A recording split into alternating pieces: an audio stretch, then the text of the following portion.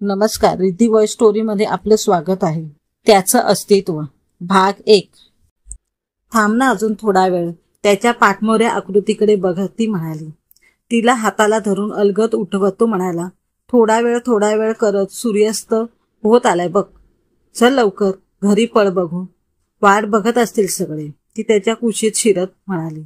राहू दे ना असंच. तिच्या त्या बालिश विनंतीला तो नकार देऊ शकला नाही. पण त्याला स्वतःला आवरायला हवं होतं.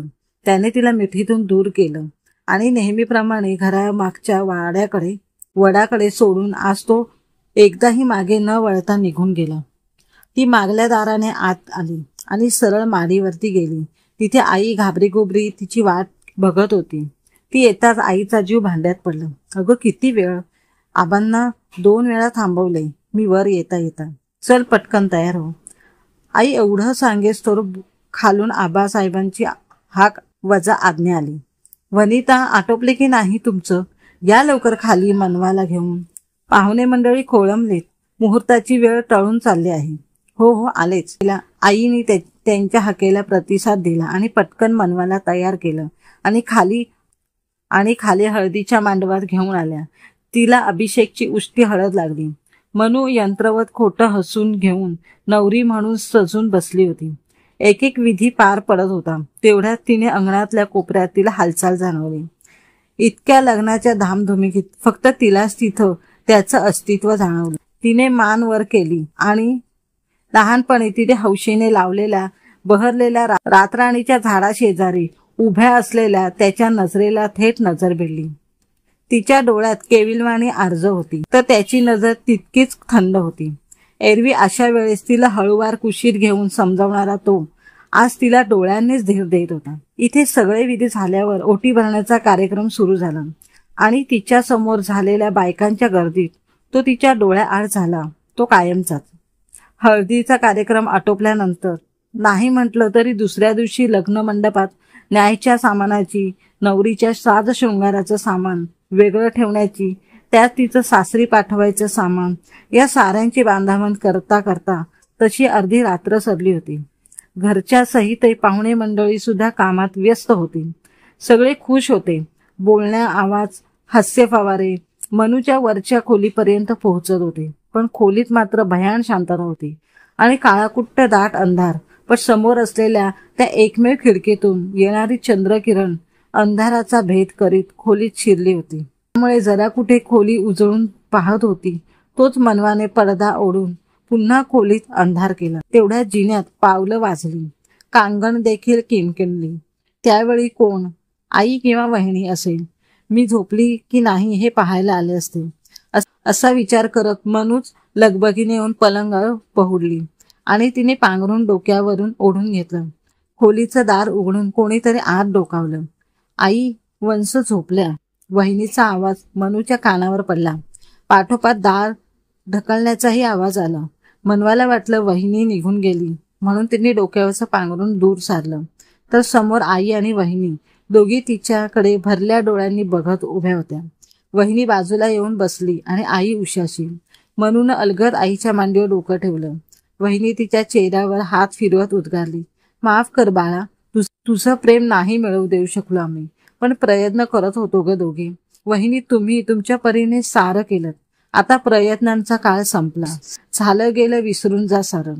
ती तितक्या शांततेत म्हणाली. शेवटचं रडून घे पोरी. आई केविलवाण्या नजरेत तिच्याकडे बघत म्हणाली. नाही ग आई, रडायचं तोवर रडले, आता नाही रडू येत. असो, आणि म्हटलं ना मी, विसरा मागचं सगळं. चला, सकाळी लवकर उठायचं आहे आणि हसा आता, लग्न आहे उद्या माझं. हे सांगताना तिची नजर निर्विकार होती आणि आवाज खोल गेला होता. आता यावर बोलणार तरी काय. त्या दोघीही निमूट निघून उठून गेल्या. लग्न झालं. सूर्य अस्ताला चालला होता. लग्न समारंभ आटोपून सगळ्यांचा निरोप घेऊन आज वराडी मंडळी अभिषेकच्या गावी त्याच्या घरी राहणार होती आणि काही दिवसांनी मग अभिषेक आणि मनवा मुंबईला निघणार होते की मग या गावची माणसांशी संबंध संपला तो कदाचित कायमचाच. जाता जाता सगळे काही बाई सांगत होते. आई पोरीला सांभाळा म्हणत रडत होती. वहिनी जप जीवाला म्हणत होती. दादाला या दोघींना आवरता आवरता पुरे वाट झाली होती. आणि आबा ते तर दूर उभे राहून आसवं टिपत होते. मग गाडी वळसा घेईपर्यंत तिची नजर मात्र त्या वडामागे उभ्या असलेल्या त्याच्यावर खेळली. गाडी वळण घेऊन मुख्य रस्त्याला लागली आणि गाडीत तिच्या नंदेची थट्टा मस्करी सुरू झाली. तीही त्याला वरवर प्रतिसाद देत होती, पण मन मात्र अलगद त्याच्या उंजळीत ठेवून आली होती. नुसत्या शरीराने ती त्यांच्यात वावरत होती. शेवटी सगळे विधी व्यवस्थित पार पडले आणि अभिषेक बरोबर ती मुंबईला आली. आठवडाभर सगळं उसवत लावत सेट करत वेळ गेला. हळूहळू स्थिर स्थारावं झालं. अशीच एका रात्री ती बेडरूम मध्ये आली. अभिषेक शांत झोपला होता. खिडकीतून चंद्रप्रकाश त्याच्या चेहऱ्यावर पडला होता. निरागस भाव त्याच्या तोंडावर पसरलं होतं. तिने क्षणभर त्याला निहाळलं आणि ती रूमला लागून असलेल्या बाल्कनीमध्ये उभी राहिली. खाली रस्त्यावर गाड्यांची ये जा सुरू होती. रस्त्यालगतचे दिवे चकाकत होते. मंद वाऱ्याच्या झोळीकीने पडदे हलत होते. दूर दूरपर्यंत मुंबई नगरी ललाकत होती. पण तिच्या पुढे मात्र तरळत होतं भूतकाळ, अगदी काल परवा घडून गेलेल्यासारखं. मनवा सर्जेराव शिर्के, डोरली गावाचे सर्वेसर्वा, शिर्क्यांची लेक वनिताबाई आणि सर्जेरावांचा धाकलं कन्यारत्न, मोठे चिरंजीव संग्रामराव आणि त्यांच्या सौभाग्यवती सुविधा, असं सुख वस्तू कौटुंब. सर्जेरावांचा साखर कारखान्याचा व्यवसाय होता. त्याचे हिशेबाजे कामकाज पाहणारे रामजी नाडकर्णी कारखान्यात आणि घरीही येणे जाणे असायचे. तसे त्यांचे घरही सर्जेरावांच्या वाड्याच्या बाजूला होते. त्यांचा एकुलता एक लेक समीर आणि मनवा एकाच वयाचे, सोबतच लहानाचे मोठे झाले. लहानपणी हातात हात गुंफून गावभर फिरायचे. नदीकाठी भातुकली मांडायचे. राजा राणी बनून खरे नवरा बायको असल्यासारखे वागायचे एकमेकांशी. मनू समीरला खोटं खोटं जेवण करून वाढायची. समीर कामाला शेतात जायचा. ती शेतात शिदोरी घेऊन जायची. तेथे आंब्याच्या झाडाखाली एकमेकांना घास भरवायचे आणि खेळून झाल्यावर नदी काठावरच पाण्यात पाय टाकून दोघे झाडांच्या सावलीत बसायचे आणि समीर त्याची बासरी वाजवायचा आणि मनू मुग्ध होऊन जायचे.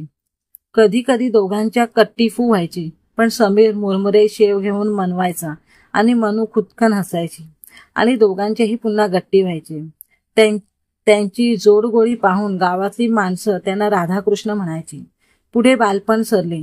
शालेय शिक्षण झाल्यावर सर्जेरावांनी कॉलेजच्या शिक्षणासाठी मनूला तिच्या मामाकडे पुण्याला पाठवून दिलं. समीर गावातच राहिला. तो तालुक्याच्या ठिकाणी कॉलेजला जायला लागला.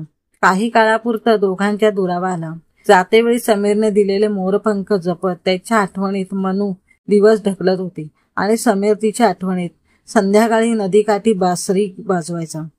हे दिवगाणे सूर ऐकून ऐकणाऱ्याला अगदी गलबलून जायचं. क्रमश उर्वरित कथा पुढील भागात पाहूया.